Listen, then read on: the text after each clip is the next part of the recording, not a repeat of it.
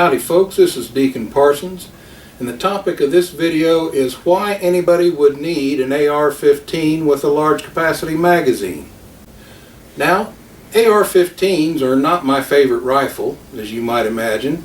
Don't really have much use for them, but they do come in handy from time to time, so we're going to take a look at it.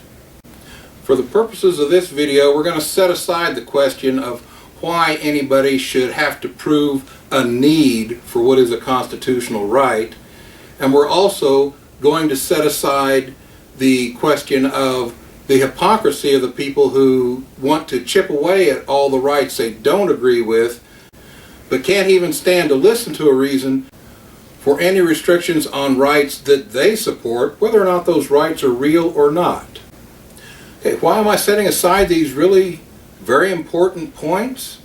Well, because it's real easy to prove why somebody might need an AR-15 and a large capacity magazine. And I can do it in two words: Rodney King. Now, if you're too young to remember Rodney King, bing it.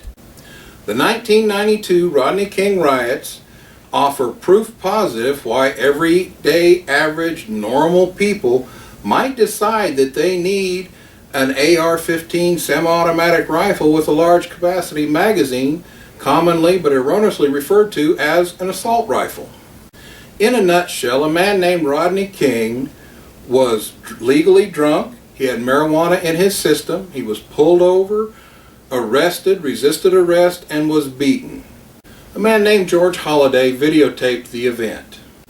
The news media edited out a few seconds of that tape that made the police look really, really bad, and then showed it on TV over and over and over again. However, when a jury saw the entire tape and put everything into context, they agreed and acquitted the police of any wrongdoing.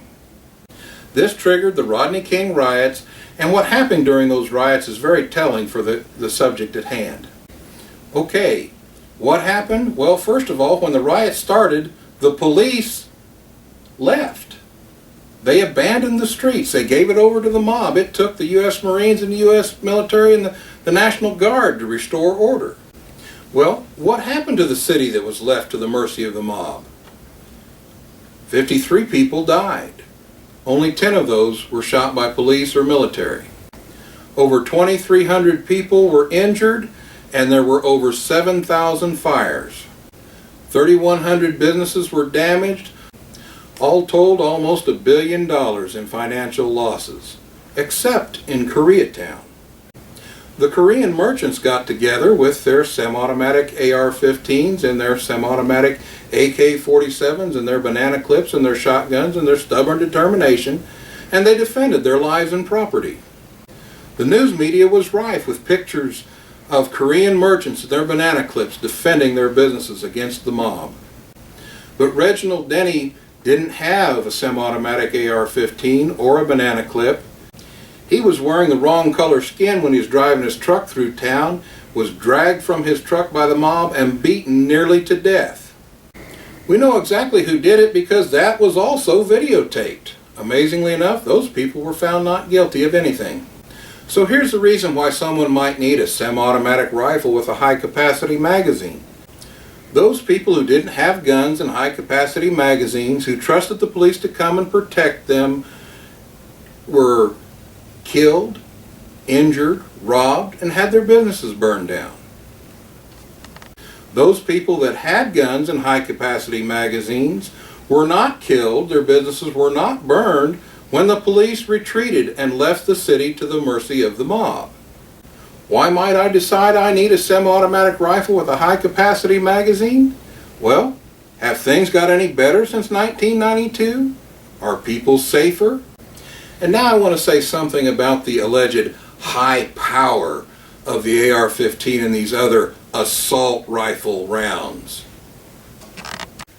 This is a AA battery for perspective.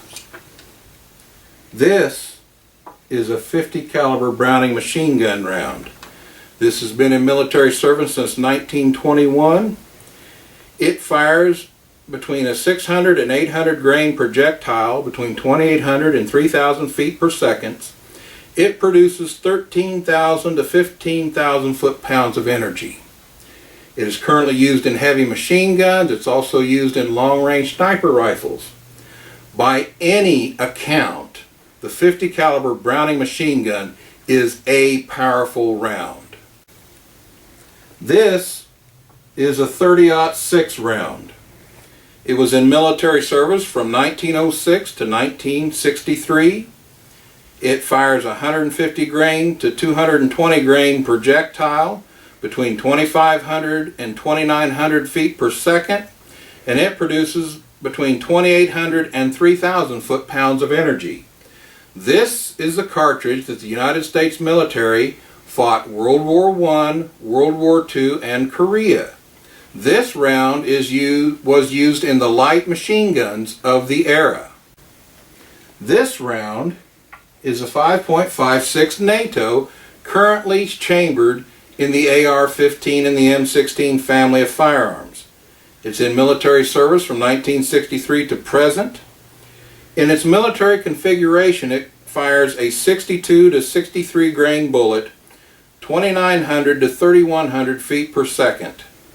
It only produces 1,200 to 1,300 foot-pounds of energy. It is so anemic that it's not even legal for deer in many states. Now, there is some talk out there about how when it was originally introduced that this round somehow magically produced wounds bigger than its caliber would suggest. And that was true, and it was done simply by destabilizing the bullet.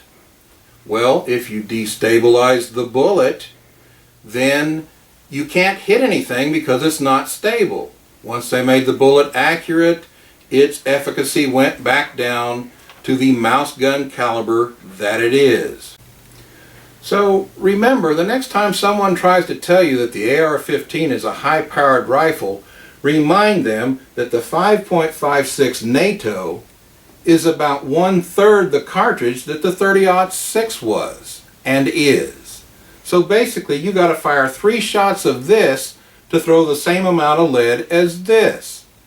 It's not more powerful. It's just cheaper.